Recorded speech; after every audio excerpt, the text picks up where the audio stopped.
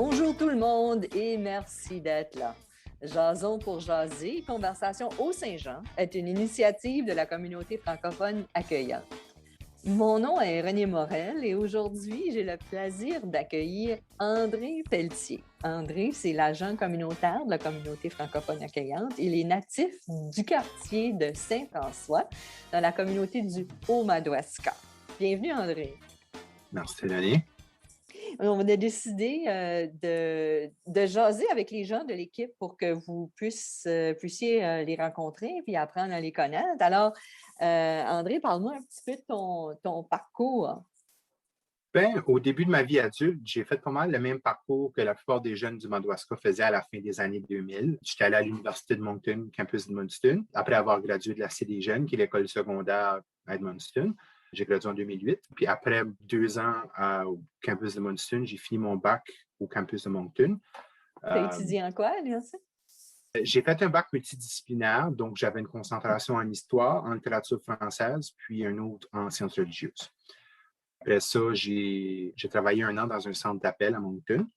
Puis, j'avais toujours eu envie de voyager. Donc, j'ai décidé de lâcher mon emploi puis de déménager au Royaume-Uni. J'ai vécu là pendant 2 ans. Ça avait été une expérience incroyable. J'ai travaillé avec des gens très intéressants. J'ai eu la chance de faire plusieurs voyages. J'ai eu la chance d'aller voir 6 pays en Europe, puis en plus le Maroc en Afrique du Nord. Mais tout le temps que je voyageais, je me disais, tu sais, c'est beau ici, il y a de la diversité partout, il y a plein de choses à faire, il y a plein d'histoires qui est partout, comme dans tous les coins de rue, il y a quelque chose d'ancien, d'historique. Les musées sont gratuits, mais on est vraiment bien quand même au Canada. Tu sais, j'étais comme content d'avoir fait d'expérience, mais je le savais en étant là qu'un jour j'allais revenir, puis c'est ça que j'ai fait, je suis revenu. J'ai vécu 1 an à Montréal, puis même là, je trouvais ça encore une ville trop grosse parce qu'à Londres, souvent, je prenais le métro le matin, puis il y avait plus de monde, des fois, sur la plateforme qui attendait pour le train, qu'il y avait de monde que de monde dans le village de Saint-François. C'est pas une blague. Là. Il y a moins que 500 personnes dans le quartier de Saint-François, là, dans le Madawaska. Fait qu'il y avait carrément plus de monde sur la plateforme qu'il y avait dans mon village. Ça fait que le choc culturel, tu l'as vécu quand tu as voyagé? Oui, un peu là. Tu sais, je veux dire, c'est ça, j'étais un gars d'un petit village, puis je me suis en allé dans une des plus grandes villes du monde. Fait que c'était quand même un ajustement sur plusieurs niveaux, autant sur juste l'ampleur de la population comme la diversité. Tu sais, je veux dire, il y avait des gens de partout, de toutes sortes d'origines, puis c'est comme ça a été quand même un ajustement, mais une très belle expérience en général. Puis tu es revenu quand à Saint-François? Je suis revenu au Canada en 2015. C'est ça, j'étais allé à Montréal. J'ai vécu là 1 an. Je suis déménagé à Fredericton en 2016, puis j'ai resté là un peu plus que 4 ans. Je suis revenu au Madawaska à Saint-François cette année en janvier 2021. OK. Fait que ça fait seulement quelques mois que tu es revenu. Oui, oui. Et puis, choc culturel en revenant? Ou? Oui, parce que qu'est-ce qu'on ne réalise pas des fois, c'est que comme moi-même, quand je suis parti en vivant ce choc culturel-là ailleurs, ça t'ouvre l'esprit, tu grandis, tu évolues. Puis les gens que tu as comme laissés derrière, ils évoluent eux autres aussi avec le temps. Fait que tu t'en vas, j'étais parti en tout et partout une dizaine d'années, de 2008 à 2021, plus comme 12, quasiment 13 ans. Fait que tu as retrouvé que les gens étaient... Est-ce que les gens étaient différents ou qu'ils étaient pareils quand tu es revenu? C'est ça, j'ai remarqué que les gens aussi, pendant mon absence, ils ont eu eux autres aussi des contacts avec d'autres gens. Il y a eu une plus grosse vague d'immigration, une plus grosse ouverture d'esprit des gens. On dirait qu'ils sont plus acceptants des différences qu'ils l'étaient peut-être une dizaine d'années passées. Puis ça m'a un peu surpris au départ, mais en même temps, ça me surprend pas parce que les gens ont toujours été accueillants. Les gens ont toujours été prêts à s'entraider dans la région. S'il y a quelqu'un qui était dans le besoin, il y a souvent quelqu'un qui va faire quelque chose. S'il y a quelqu'un que sa maison passe au feu, le village va faire une levée de fonds, ils vont faire quelque chose. Fait que c'est pas surprenant en même temps, c'est juste que je m'avais comme oublié cette partie-là un peu, puis je suis bien content de voir que ça l'a changé de cette façon-là, même si ça l'a resté pareil en même temps. Alors, parle-moi un petit peu de ton rôle comme agent communautaire avec la communauté francophone accueillante. C'est sûr que comme dans le moment, l'aspect communautaire avec la pandémie n'est pas trop là, donc je fais plus de la planification. Si on planifie différentes activités qui vont s'en venir, si qu'on peut finir par sortir de la pandémie et pouvoir avoir des choses présentielles. Mais entre-temps, on planifie des activités virtuelles, différentes sortes d'ateliers. Tu travailles aussi dans les médias sociaux, un peu de Ouais, communication. c'est ça. pour toi, quand tu es parti ailleurs, est-ce que les gens, on va parler d'accent, on va parler d'expression, est-ce que les gens savaient que tu venais du Madawaska quand tu étais à l'extérieur? Ben, je ne dis pas nécessairement Madawaska spécifiquement, comme si je pense quand j'étais en Angleterre, tu sais, j'avais un accent canadien, un peu français, là, un peu francophone pour eux. Là, tu sais, ils savaient que je venais d'ailleurs, mais ils ne savaient pas exactement où. Ils savaient juste que j'avais un accent. Mais quand je suis allé à Montréal, c'est sûr qu'ils disent ah, oh, tu es acadien ou tu viens du Nouveau-Brunswick juste par la façon que tu roules tes airs ou que tu parles. Les accents, est-ce que c'est quelque chose qui t'interpelle? Est-ce que tu as une oreille pour ça? Ou... Ouais, ben je veux dire, j'ai travaillé dans des centres d'appel ou des choses par téléphone. Fait que t'as comme pas le choix de devenir bon à comprendre les accents parce que ça fait partie de ton travail. Là. Tu sais, les gens ont besoin de certains services. Donc, c'est important de comprendre les accents. Mais j'ai toujours aimé ça, entendre les accents des gens, voir comme il y a une différence entre un accent, mettons, de quelqu'un, peut-être pas comme dans les plus jeunes, mais comme dans les personnes plus âgées. Là. J'entends comme une différence d'accent entre quelqu'un, mettons, de Saint-François versus quelqu'un de Clare versus quelqu'un de la ville. Tu l'entends même juste vraiment dans le plus petit local. Fait que c'est des c'est le fun nuances, aussi. c'est juste des petites C'est ça. nuances. C'est des petites nuances, puis tu le vois aussi comme c'est ça, comme à l'étranger, juste t'en découvres d'autres accents en voyageant. C'est bien le fun. Puis quand on parle d'expression de la région, tu sais, peut-être y a-t-il des expressions de la région qui t'interpellent le plus ou qui te parlent? Ou... C'est sûr qu'il y en a plusieurs. Tu sais, je veux dire, des fois, on ne remarque même pas que c'est des régionalistes parce que c'est juste imbibé dans notre vocabulaire. Mais par exemple, ma grand-mère venait de Connors, qui est passé Saint-François comme complètement à l'autre bout du comté. Il y a plein de gens qui savent des fois même pas où est-ce que c'est Connors, même s'ils ont grandi toute leur vie au Madawaska.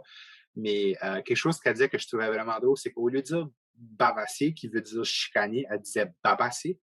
Donc, tu sais, si je faisais quelque chose, hey, fais attention, là, tu vas te faire babasser, puis tu vas avoir une babasse. J'ai tout le temps trouvé cette expression-là vraiment drôle, puis unique à comme les gens de Connors. On dirait que j'entends pas ça ailleurs. Tu t'entends babasser ailleurs dans le comté, mais pas babasser. Donc, c'est le V est remplacé par un B. C'est ça. Ouais. C'était-tu juste ta grand-mère ou d'autres gens de la région qui disaient ça? Moi, je dirais plus d'autres gens de la région aussi. Là. Je remarquais plus avec ma grand-mère, puis des fois mes tantes.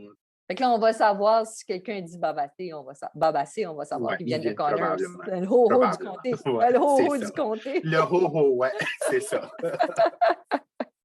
Y a-t-il d'autres choses que ça te tenterait de jaser avec nous autres aujourd'hui? Tes impressions ou des choses qui t'ont peut-être frappé de ton retour? Quelque chose que j'ai remarqué, c'est qu'on dirait que oui, les choses ont changé un peu. Tu sais, j'étais parti 10 ans, je suis revenu, puis c'est comme si que j'étais jamais parti. Tout le monde que je connaissais était vraiment content de me revoir, puis content de savoir que je suis revenu dans la région. Mais comme même mes amitiés que j'ai comme un peu négligées avec les années, avec la distance, ça va plus tout de suite en revenant. Tous mes chums me disaient, hey, dès qu'on peut, quand on va pouvoir se rencontrer, je veux qu'on se revoie, qu'on fasse des choses. Fait qu'on on a des plans qui sont un peu sur le back burner, disons, avec la pandémie, mais c'est le fun de voir que comme toutes ces connexions-là que j'avais sont juste reprises où est-ce qu'ils étaient quand je suis revenu. Puis ça en dit gros sur le caractère des gens de la région. Que même si on est une petite région rurale, on est quand même très ouvert et très accueillant. La nature des gens par ici, on dirait qu'ils sont vraiment friendly. Comme on dit souvent, si tout le monde connaît tout le monde. Mais même si les gens ne se connaissent pas, ils veulent se connaître. C'est sûr que il y a quelqu'un que tu ne connais pas à l'épicerie, il va te parler, il va te demander si tu ne viens pas par ici, d'où est-ce que tu viens, juste parce qu'ils sont curieux. Ou si tu viens par ici, ils vont te demander c'est qui tes parents, puis qu'est-ce que tu fais par ici, puis ils vont essayer de te connaître, puis c'est quelque chose de bon, selon moi. As-tu une anecdote de quelque chose qui serait passé dans tes voyages, qui t'a fait peut-être t'ennuyer de chez toi ou qui, je sais pas, quelque chose qui ressort dans tes voyages? Ben, c'est sûr qu'il y avait une expression que je n'étais vraiment pas habitué, comme en Angleterre. Souvent, au lieu de dire comme Hello, how are you ou Bonjour, comment ça va, il disait Are you alright? Par ici, c'est comme si tu te ferais dire T'es-tu correct au lieu de Comment ça va? Dans ma tête, ça avait comme une connotation plus négative, mais c'est comme ça que tout le monde se saluait. Tu sais, je passais, puis mes collègues disaient All right, on try. Tu sais, c'est comme Are you alright? Tu sais, c'est comme vraiment comique. Tout est une question de perspective aussi, puis on ne connaît pas les... C'est ce qui est intéressant. Moi, c'est des choses qui me fascinent par rapport au voyage, puis aussi des diversités, puis de la façon que quelque chose qui veut dire quelque chose ici ne veut pas nécessairement dire quelque chose ailleurs. Ça, c'est important de clarifier les choses, puis de poser des questions quand on ne comprend pas.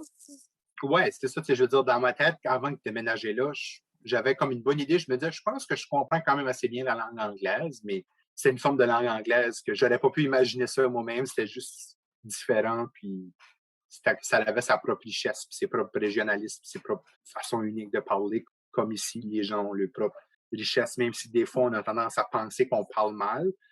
C'est quand même une richesse, quelque chose d'unique, de régional, de quelque chose que je ne sais pas comment le décrire, là, mais c'est... Oui, les gens n'ont pas la perception qu'ils ont des accents. Je me souviens, une fois, j'étais dans le sud de la France et puis je m'en vais acheter quelque chose à un comptoir. Puis là, je parle avec le monsieur, puis je faisais attention pour parler un genre de français plus international. Et puis, il me demande « Ah, la petite québécoise, blabla, tu sais. » Mais là, moi, non, je ne suis pas québécoise, là. J'ai dit « Non, je viens du Nouveau-Brunswick, tout ça. » J'ai dit « Mais comment vous avez fait pour savoir, tu sais? » « Ben, c'est votre accent. » Là, j'ai dit « Ah, bien, monsieur, c'est pas moi qui ai un accent, c'est vous qui avez un accent. » Ça dépend. Je veux dire, en France, c'est nous qui avons l'accent, mais si les Français viennent ici, ben, c'est eux qui ont l'accent. Ça dépend d'où est-ce que tu es, je pense. Oui, exactement. C'est toute une question de perspective. Mais je pense que le monsieur en question, il n'avait jamais pensé même que lui avait un accent. Tu sais. Dans sa tête, il parlait normal. Puis... Oui. Non, c'est le fun. Mais on a ri beaucoup. Fait que c'était le fun parce que c'est comme ça qu'on fait des rencontres. Puis... Oui. Qu'est-ce qui te passionne à propos de ton travail? Bien, qui me passionne présentement pour mon travail, c'est que c'est tellement enrichissant. J'en apprends tellement sur différents sujets. J'en apprends beaucoup sur les médias sociaux, sur le graphisme. J'ai fait plusieurs affiches, différentes sortes de présentations, des vidéos. C'est toutes des choses que je n'avais pas vraiment d'expérience dedans, mais que je me découvre quand même un petit talent, puis je découvre que je suis capable de faire beaucoup de choses. C'est ça, j'aime la variété que ça apporte aussi. Autant qu'il y a une diversité dans les immigrants qui viennent par ici, il y a une diversité dans la façon qu'on travaille puis la façon qu'on approche les choses avec différentes personnes. Puis je trouve ça très intéressant aussi. Bien, écoute, merci beaucoup, André, d'être venu jaser avec moi aujourd'hui. Merci, René. Ça me fait plaisir. Merci de m'avoir invité.